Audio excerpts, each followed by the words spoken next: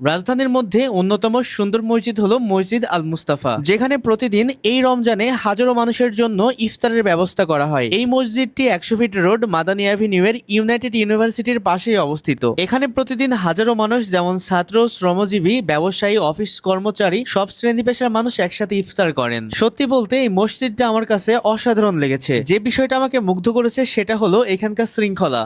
সবাই খুব সুন্দরভাবে সিরিয়াল মেনটেন করে ভেতরে প্রবেশ করছে, কোনো বিশৃঙ্খলা নেই, ধাক্কাধাক্কি নেই। ইফতারের সময় প্রত্যেকে নিজের নির্ধারিত জায়গায় বসে পড়েছে এবং খাবারের প্লেটগুলো খুব সুন্দরভাবে সাজানো আছে। পুরো ব্যবস্থাপনা এত সুন্দরভাবে গোছানো যেন মনে হবে কোনো ইভেন্টের আয়োজন চলছে। এখানকার ভলেন্টিয়াররা সত্যি প্রশংসার যোগ্য। তারা অত্যন্ত সচেতন ও আন্তরিকভাবে রোজাদারদের ইফতারের ব্যবস্থা করে দিচ্ছে। বসার জায়গা করে দেওয়া থেকে শুরু করে খাবার বিতরণ, সবকিছুতেই তাদের আন্তরিকতা স্পষ্টভাবে চোখে পড়ছে। আমারও সুযোগ হয়েছিল এই মসজিদে একদিন ইফতার করার, আর ইফতার আইটেমে এক একদিন এক এক রকমের খাবার তারা দিয়ে থাকে। কোনোদিন ছোলা মুড়ি, ডিম পেঁয়াজি, বেগুনি, আবার কোনোদিন খিচুড়ি বা কোনোদিন বিরিয়ানিও তারা দিয়ে থাকে। ঢাকার মধ্যে এত বড় এত সুন্দর একটা মসজিদ নিজ চোখে না দেখলে বিশ্বাসই করা কঠিন। এই মসজিদে প্রায় 11,000 মানুষ একসঙ্গে নামাজ আদায় করতে পারবে। বিশাল জায়গা জুড়ে নির্মিত মসজিদের ভেতরে ঢুকলেই এক অন্যরকম প্রশান্তি অনুভব করা যায়। এই মসজিদের ভেতরে অনেক বেশি সুন্দর, যেন মনে হবে কোনো এক লাক্সারি স্থানে চলে আসছি। কিন্তু এটা আল্লাহর ঘর, যেখানে সৌন্দর্যের সাথে পবিত্রতার এক অসাধারণ মিল রয়েছে। আমি মসজিদ নিয়ে যতই বলবো ততই আমার কাছে কম মনে হবে।